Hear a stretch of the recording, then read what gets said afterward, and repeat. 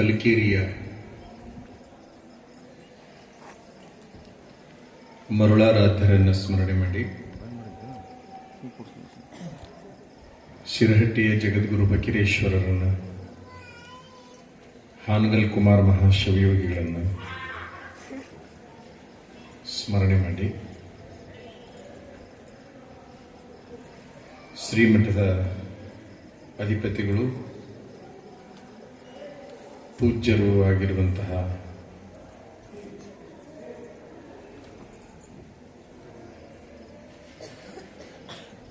ಸಿದ್ದರಾಮ ಶಿವಾಚಾರ್ಯ ಮಹಾಸ್ವಾಮೀಜಿಯವರಲ್ಲಿ, ನಮಗೆ ಆತ್ಮೀಯರಾಗಿರುವಂತಹ ಕೂಡೇಕಲ್ಲದ ಪೂಜ್ಯರಲ್ಲಿ, ಈ ವೇದಿಕೆ ಮೇಲೆ ವಿರಾಜಮಾನರಾಗಿರುವಂತಹ ಹಲಕರಟಿ ಪೂಜ್ಯರಲ್ಲಿ, ಚಬನೂರು ಶ್ರೀಗಳವರಲ್ಲಿ ಶರಣೆಂದು ನಿಮಗೆಲ್ಲ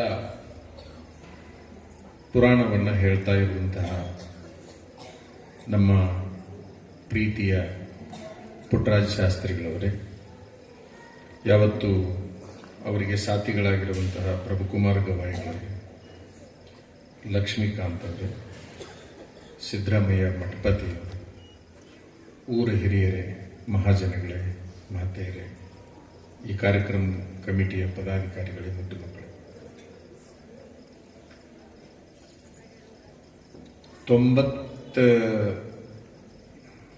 89ನೇ ಇಸ್ವಿಯಲ್ಲಿ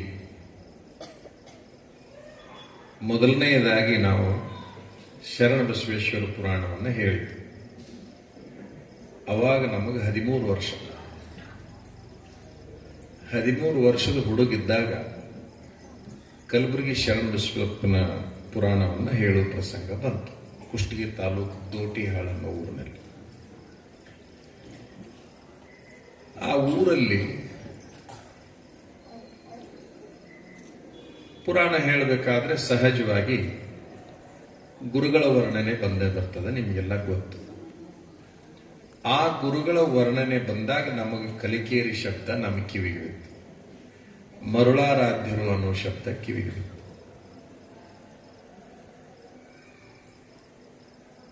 ಅಲ್ಲಿಂದ ಇಲ್ಲಿಯವರೆಗೆ ನಮಗೂ ನಿಮ್ಮ ಸ್ವಾಮಿಗಳಿಗೆ ನಮ್ಮನ್ನು ಇಲ್ಲಿಗೆ ಕರೀಬೇಕಂತ ಹೆಂಗ ಆಸೆ ಇತ್ತಲ್ಲ, ಅಲ್ಲಿಂದ ಇಲ್ಲಿವರೆಗೆ ನಮಗೂ ಕಲಿಕೇರಿಗೆ ಹೋಗ್ಬೇಕು, ಮರುಳಾರಾಧ್ಯರ ದರ್ಶನ ಮಾಡಬೇಕು ಅಂತ ನಮಗೂ ಆಸೆ.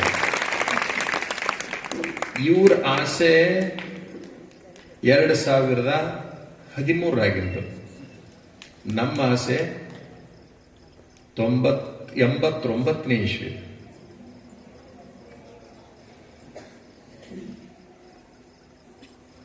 ನಾವೊಂಥರ ಏನ್ ತಿಳ್ಕೊಂಡಿದ್ವಿ ಅಂತಂದ್ರೆ,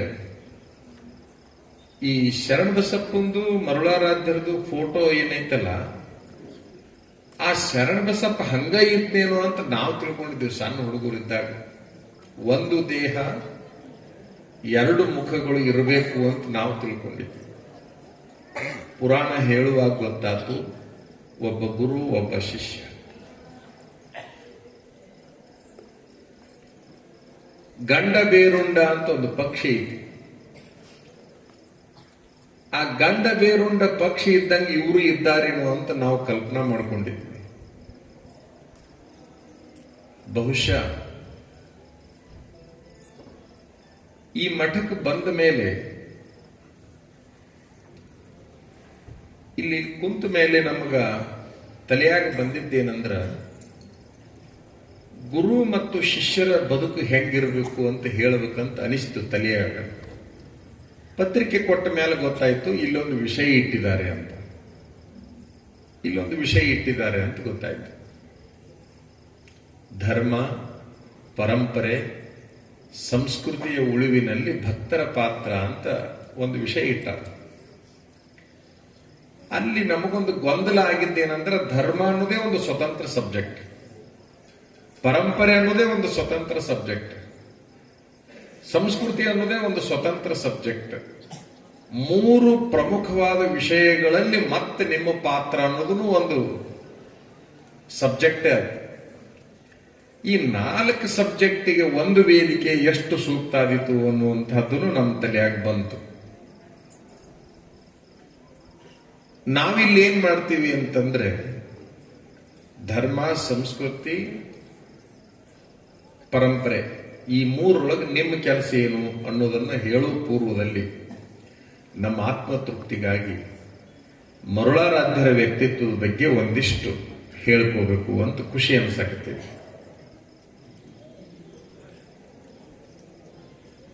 ಗುರು ಎಷ್ಟು ಸಮರ್ಥನಾಗಿದ್ದ ಅಂದ್ರೆ ಆತನ ಕೈಯಾಗ ಶಿಷ್ಯ ಎಷ್ಟು ಅದ್ಭುತ ತಯಾರಾದಲ್ಲ, ಅದರ ಮೇಲೆ ಗುರುವಿನ ತಾಕತ್ ಎಂಥದ್ದು ಅನ್ನೋದು ಇಲ್ಲಿ ಗೊತ್ತಾಗ್ತದೆ. ಈ ದುರ್ಬಲ ಗುರುವಿನಲ್ಲಿ ಪ್ರಬಲ ಶಿಷ್ಯರು ಹುಟ್ಟಲಿಕ್ಕೆ ಸಾಧ್ಯವೇ ಇಲ್ಲ. ಗುರು ದುರ್ಬಲ ಆಗಿದ್ನ ಅಂತಂದ್ರೆ ಪ್ರಬಲರಾಗಿರಂತ ಶಿಷ್ಯರು ಹುಟ್ಟಲಿಕ್ಕೆ ಸಾಧ್ಯವೇ ಇಲ್ಲ.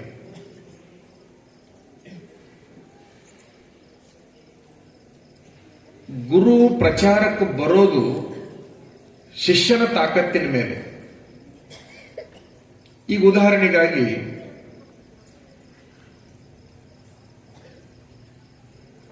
ಗಜದಂಡ ಶಿವಾಚಾರ್ಯರು ಅಂತ ಆಗ್ಬೋದು. ಅವ್ರು ಯಾರಿಗೂ ಗೊತ್ತಿಲ್ಲ. ಅವ್ರ ಹೆಸರು ಗೊತ್ತಾಗೋದ ಸಿದ್ಧಾರೂಢರ ಹೆಸರು ಹೇಳಿದಾಗ. ಗಜದಂಡ ಶಿವಾಚಾರ್ಯರು ಜಂಗಮರು, ಸಿದ್ಧಾರೂಢರು ಬಣಜಿಗರು. ಗುರು ಶಿಷ್ಯರಿಗೆ ಜಾತಿ ಇದ್ದಿಲ್ಲ ಅನ್ನೋದಕ್ಕೆ ಅದು ಒಂದು ಉದಾಹರಣೆ. ಶರಣಬಸಪ್ಪ ಬಣಜಿಗರವ, ಮರುಳಾರಾಧ್ಯರು ಜಂಗಮರು.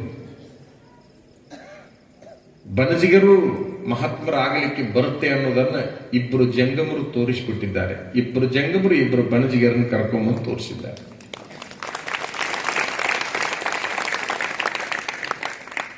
ಗುರು ಬ್ರಾಹ್ಮಣರಾವ, ಶಿಷ್ಯ ಮುಸ್ಲಿಂರಾವ.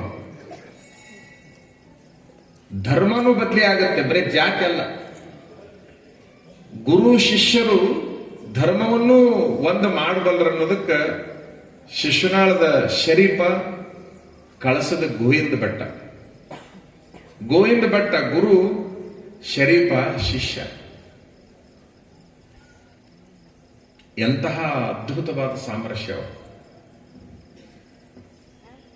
ಗೋವಿಂದ ಭಟ್ಟ ಪ್ರಚಾರಕ್ಕೆ ಬಂದಿದ್ದೆ ಯಾರಿಂದ ಅಂತಂದ್ರ ಶರೀಫನಿಂದ.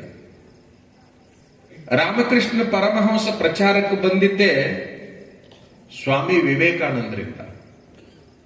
ಯಳಂದೂರದ ಬಸವಲಿಂಗ ಸ್ವಾಮಿಗಳು ಪ್ರಚಾರಕ್ಕೆ ಬಂದಿದ್ದೆ ಯಾರಿಂದ?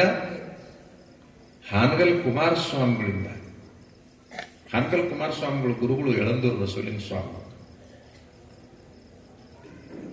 ರಾಮದಾಸರು ಪ್ರಚಾರಕ್ಕೆ ಬಂದಿದ್ದೆ ಶಿವಾಜಿಯಿಂದ. ಅರಿಸ್ಟಾಟಲ್ ಪ್ರಚಾರಕ್ಕೆ ಬಂದಿದ್ದೆ ಅಲೆಕ್ಸಾಂಡರ್ನಿಂದ. ಯಾವಾಗ ಗುರು ಪ್ರಚಾರಕ್ಕೆ ಬರ್ತಾನೆ ಅಂತಂದ್ರ ಶಿಷ್ಯನಿಂದ ಸೋಲಲ್ಪಟ್ಟಾಗ. ಶಿಷ್ಯನಿಂದ ಸೋಲ್ಬೇಕವ. ಯಾರಿಂದ ಸೋಲ್ಬೇಕು? ಗುರು ಶಿಷ್ಯನಿಂದ ಸೋಲ್ಬೇಕು. ಗುರು ಶಿಷ್ಯನನ್ನ ಎಷ್ಟರ ಮೆಟ್ಟಿಗೆ ತಯಾರು ಮಾಡ್ತಾನಪ್ಪ ಅಂತಂದ್ರೆ ತನ್ನನ್ನ ಸೋಲಿಸುವಷ್ಟರ ಮೆಟ್ಟಿಗೆ ತಯಾರು ಮಾಡಿಬಿಡ್ತಾನ. ಬಹುಶಃ ಶರಣಬಸಪ್ಪನ ಎಷ್ಟರ ಮೆಟ್ಟಿಗೆ ಮರುಳಾರಾಧ್ಯರು ತಯಾರು ಮಾಡಿದ್ರಂತಂದ್ರೆ ಅದರ ಮುಂದೆ ತಾವೇ ಸೋತು ಬಿಡಬೇಕು. ಅಷ್ಟರ ಮೆಟ್ಟಿಗೆ ಅವನು ಬೆಳೆಸ್ಬಿಡ್ಬೇಕು. ಅಷ್ಟರ ಮೆಟ್ಟಿಗೆ ಬೆಳೆಸ್ಬೇಕು.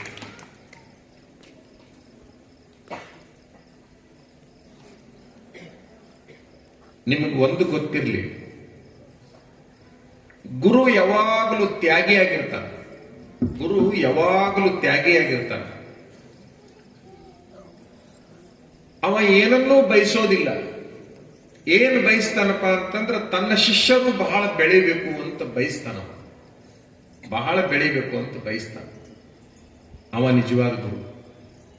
ಬಹಳ ಬೆಳಿಬೇಕು ಅನ್ನೋ ಗುರು ಅಲ್ಲ, ಬಹಳ ಬೆಳೆಸಬೇಕನ್ನೋ ಗುರು.